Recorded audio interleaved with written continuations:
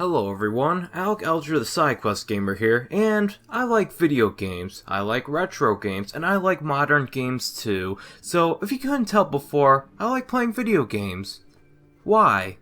Because they're so much fun to play through. I get a sense of enjoyment when being given a new challenge, and you can only imagine the joy I get from figuring out the solution to that challenge. That's why I like video games, no matter how old or how young the video game is.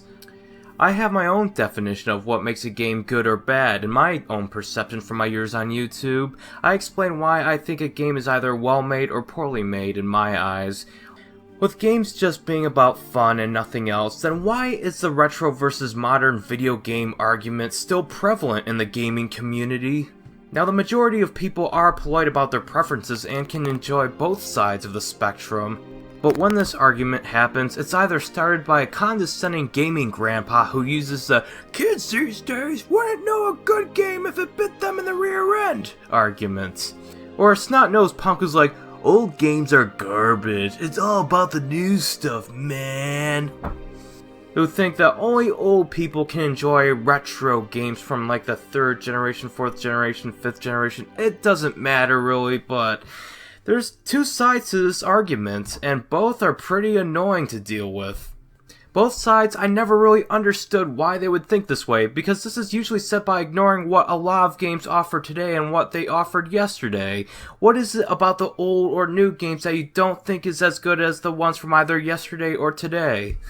Older gamers do often mention that games back then were much harder than today's video games, and I do agree with that, since passwords and very few save batteries made games less forgiving than they are today. Of course, games in the 4th generation really spiked down in the difficulty department, but there were some pretty hard games in that time. And that's not to say all games back then were harder, as Super Mario Bros. 3 and Balloon Fight is relatively moderate in the difficulty department, and sure, while the modern games are easier, not all of them are easy. The Dark Souls games and newly released space shooters on Steam still show that games can still be really challenging. I dare someone from the 80s play 1001 Spikes or Geometry Dash. I also think that 3D games are more forgiving than 2D games to an extent. It's easier to dodge an enemy attack in a 3D plane than in a 2D space.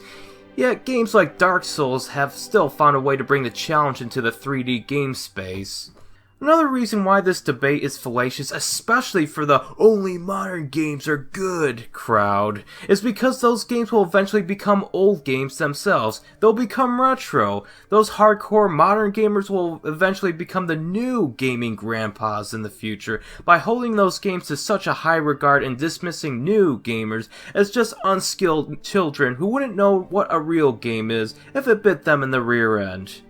It's like a never-ending cycle of bitterness that really needs to stop. I mean, there are generational differences, I won't deny that. I do think many of the well-known retro games like Contra, Super Mario, and really any of the classic NES, SNES, or Genesis titles have more vibrant visuals than for a lot of the AAA games that seem to sport black, brown, and gray aesthetics, which I'm not a fan of, except for the Souls, Metro, and Fallout games, since it works in their favor for the story they're trying to tell and the universe they're trying to build. But when comparing the colorful yet bleak visuals of Doom to something that's colorless like Call of Duty, you can tell a huge difference in visual style. I'm not saying that's necessarily bad, nor putting Doom on a higher pedestal, but that does fit heavily into the subjective preference of older games for some gamers.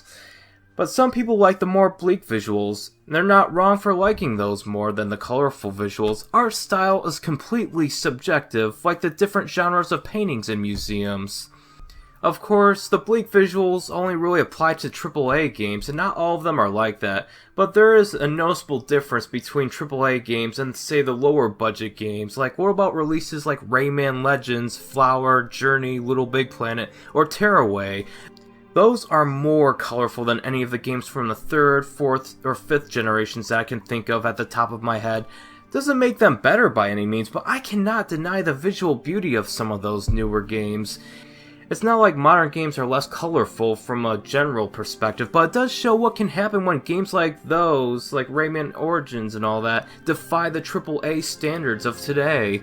Classic gamers often criticize modern games for the introduction of DLC and microtransactions, and it is totally justified.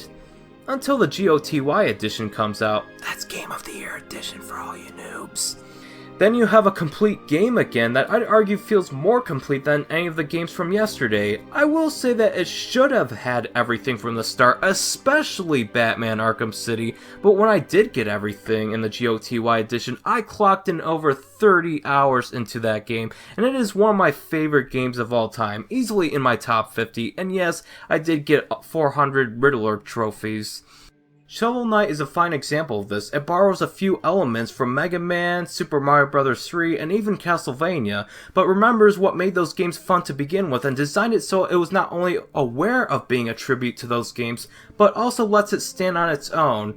But from what I can tell, a lot of people who grew up in the 80s loved Shovel Knight. A lot of people today who didn't grow up in the 80s love Shovel Knight as well. We're at the point where there are so many games out there that this argument is silly. If you want games that played like the generation you enjoyed the most, you will find it. It has to exist, because there are developers who are the same age as you with similar fond memories of those games. I see games like Castle Crashers being very popular on Steam because, well, it's kind of like Golden Axe but different enough to be its own game. Want a point-and-click adventure similar to the games like Monkey Island? There are some out there and some that will be released soon. As to what I prefer personally, well, I enjoy games from generations 2 through 7 the most because of the variety they offered, although the 8th generation is still going on, and I really did enjoy the indie releases from that generation, especially Undertale. But as for games I enjoy playing, I like playing some Atari games like Asteroids just to kill 5 or 10 minutes, but have fun while doing so.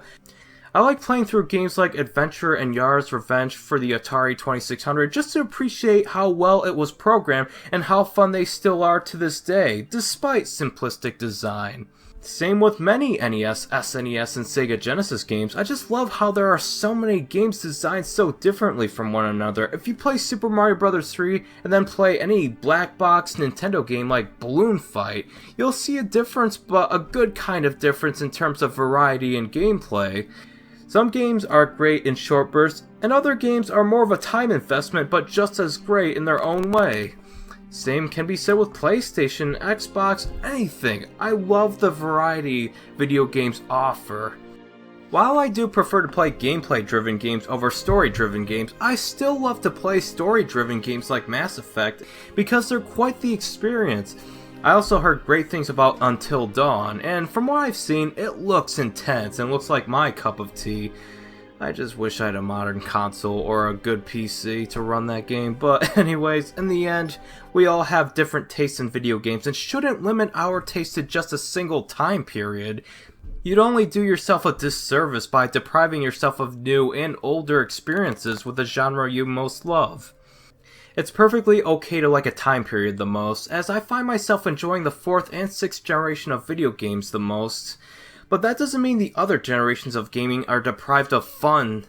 Maybe the first generation of console gaming where all TV video games were just tennis and you had to keep score yourself, but there's even some fun to be had with that. Does that mean some games will show their age? Definitely.